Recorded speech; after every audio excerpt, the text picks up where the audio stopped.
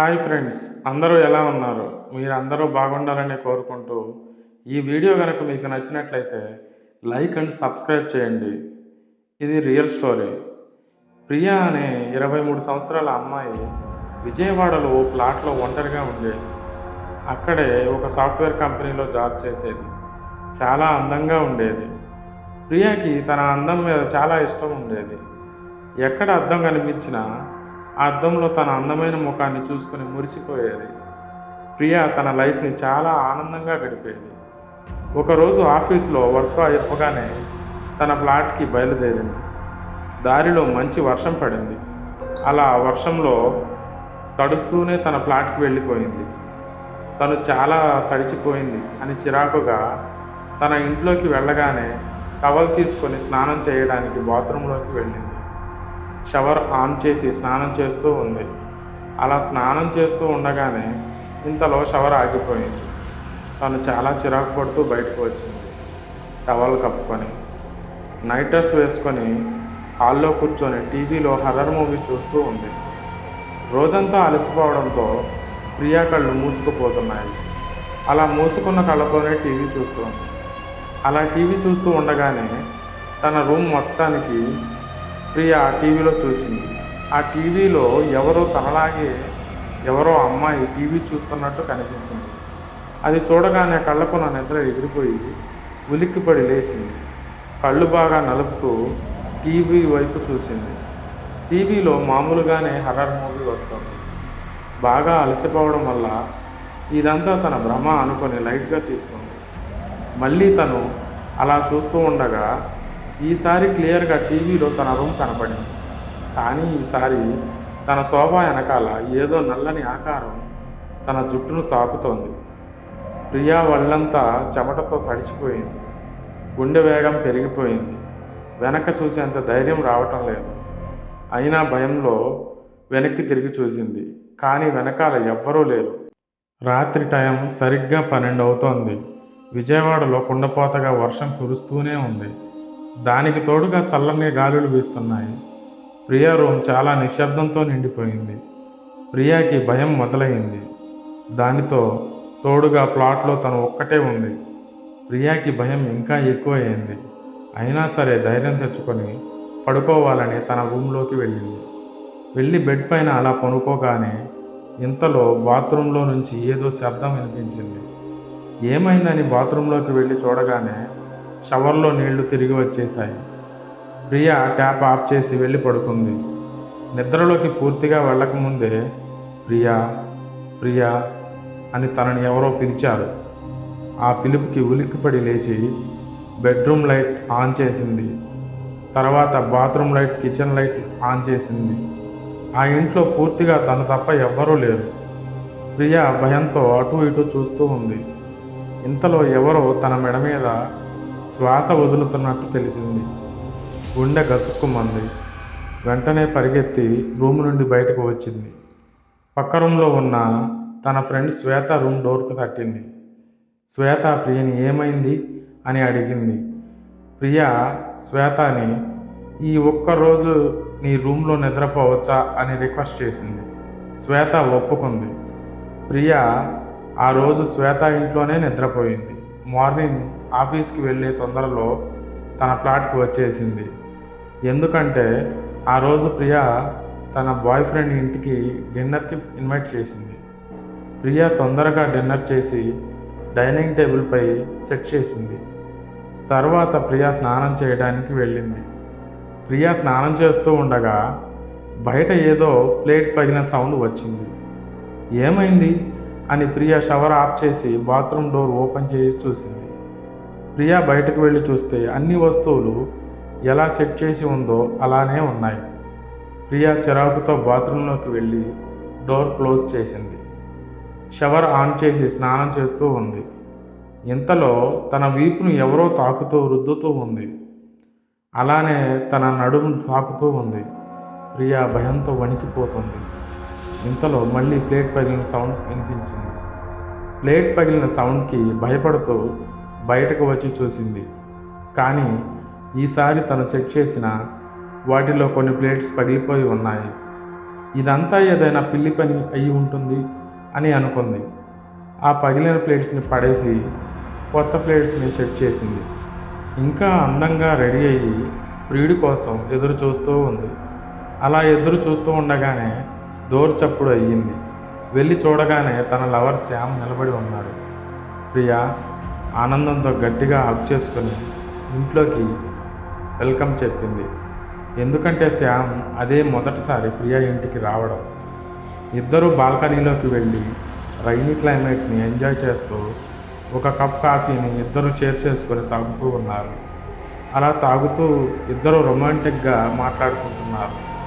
శ్యామ్ చాలా రొమాంటిక్గా ప్రియాని చూస్తూ ఉన్నాడు.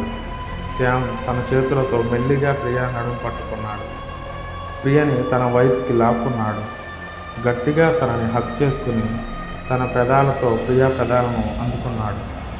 అలా తనని కిస్ చేస్తూ ఎక్కడెక్కడో తాకుతున్నాడు. ప్రియా చాలు శ్యామ్, ఇప్పుడు డిన్నర్ చేద్దాం అని ఇద్దరు వెళ్ళి డైనింగ్ టేబుల్పై కూర్చున్నారు. ప్రియా వేడి వేడి బిర్యానీ వడ్డిస్తూ ఉండగా ఇంతలో డోర్ కొట్టినట్టు సౌండ్ వస్తుంది. ఈ టైంలో ఎవరని భయంతో గుటకలు మింగుతూ డోర్ ఓపెన్ చేయగానే ఎదురుగా చేతిలో ఫ్లవర్ బుకే పట్టుకొని శ్యామ్ కనిపించాడు. ఏయ్ సారీ ప్రియా, లేట్ అయ్యింది, ఏమీ అనుకోకు, ట్రాఫిక్లో కొంచెం లేట్ అయ్యింది. శ్యామ్ చూడగానే ప్రియా ముఖంపై రంగే ఎగిరిపోయింది. వెంటనే వెనక్కి తిరిగి చూసింది. ఇంతసేపు ఏ శ్యామ్ అయితే తనతో ఉన్నాడో తను అక్కడ లేడు. భయపడుతున్న ప్రియా ఫేస్ని చూసి శ్యామ్, ఏయ్ ప్రియా, ఏమైంది? ఏదైనా దయ్యాన్ని చూసావా ఏంటి అని భయపడుతున్నావు. ఆర్ యూ ఓకే ప్రియా అని అడుగుతాడు. నోనో, అలాంటిదేమీ లేదు శ్యామ్, నువ్వు లోపలికి రా. శ్యామ్ లోపలికి వచ్చాడు. అలా వాళ్ళిద్దరూ చాలాసేపు మాట్లాడుకొని డిన్నర్ చేశారు. అలా డిన్నర్ చేస్తూ ఉండగా ఎవరో ప్రియా వెనుక నుండి ప్రియా నడుమును తాకుతూ ఉన్నట్టు అనిపించింది. భయపడి వెనక్కి తిరిగి చూసింది, కానీ వెనక ఎవ్వరూ లేరు. Shyam, are you okay Priya, anything else అన్నాడు. నో శ్యామ్, ఏమీ లేదు అని చెప్పింది. డిన్నర్ చేసి ఇద్దరు కొంతసేపు టీవీ చూసి వెళ్ళి నిద్రపోయారు. టైం సరిగ్గా 1 అవుతుంది. శ్యామ్ కళ్ళు హఠాత్తుగా తెరుచుకున్నాయి. ఒక విచిత్రమైన సౌండ్తో ఒక దోమ వల్ల శ్యామ్ నిద్ర పాడయింది. శ్యామ్ నీళ్లు తాగుదామని హాల్లోకి వెళ్ళాడు. వెళ్ళి ఫ్రిడ్జ్ డోర్ ఓపెన్ చేయగానే హాల్లోని ఫ్యాన్ దానంతట అదిగానే తిరుగుతోంది. శ్యామ్ తిరిగి చూడగానే ఫ్యాన్ తిరగడం ఆగిపోయింది. మళ్ళీ వాటర్ బాటిల్ తీయడానికి వంగగానే మళ్ళీ ఫ్యాన్ తిరగడం మొదలైంది. లేచి చూడగానే ఆగిపోయింది. మళ్ళీ బాటిల్ కోసం వంగగానే ఫ్యాన్ తిరుగుతోంది. లేచి చూడగానే ఆగిపోయింది.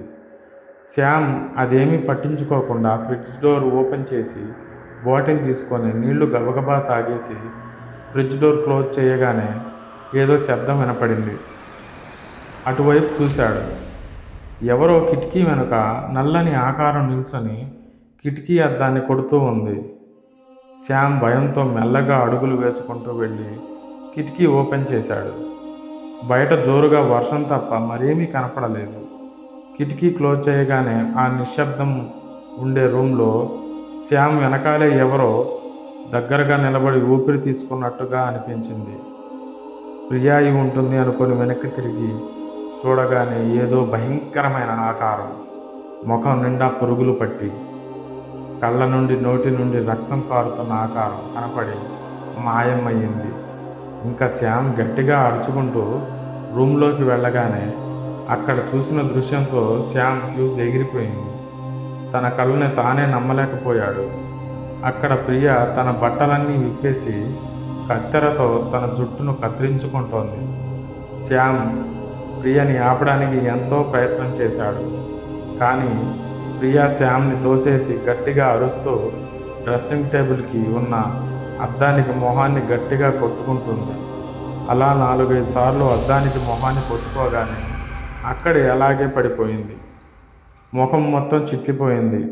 అద్దం పెంకులు ముఖానికి గుచ్చుకొని రక్తం కారుతూ చూడడానికి చాలా భయంకరంగా ఉంది.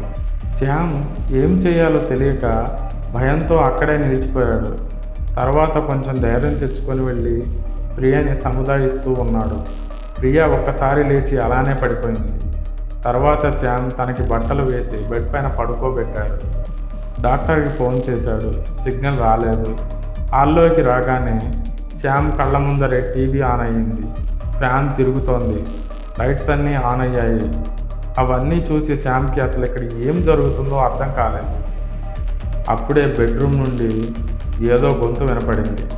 వెంటనే రూమ్లోకి వెళ్ళి చూడగానే ప్రియా లేచి కూర్చొని ఉంది. కూర్చొని ఏదో మగ గొంతుతో, ప్రియని నేను ఎంతగానో ప్రేమించాను.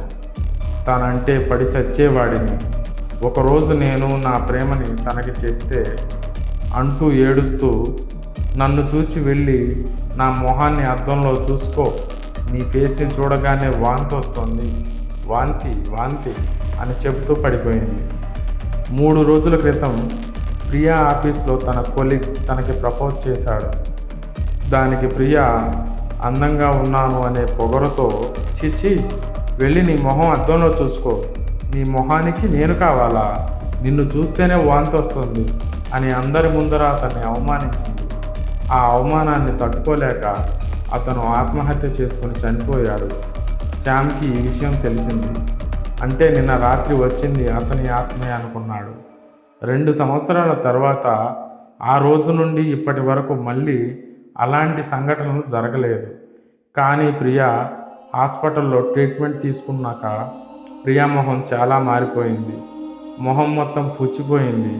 చాలా వికారంగా తన ఫేస్ని తానే అద్దంలో చూసుకుని భయపడిపోయేది. తన అందంగా ఉన్నాను అని పొగరుతో మాట్లాడడం వల్ల తన జీవితమే నరకంలోకి వెళ్ళాల్సి వచ్చింది. అందుకే అంటారు కర్మ ఎవరిని వదలదు అని.